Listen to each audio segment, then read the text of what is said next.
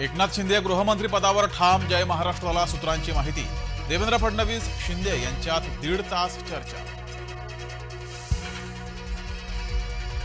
राज्यपालांकडून सरकार स्थापनेचं निमंत्रण, महायुती सरकार स्थापन करणार, देवेंद्र फडणवीस घेणार मुख्यमंत्री पदाची शपथ।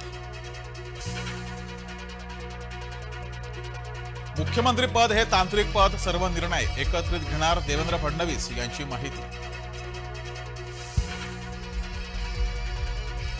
2.5 वर्षापूर्वी फडणवीसांनी पाठिंबा दिला, यावेळेस मी फडणवीसांना पाठिंबा दिला।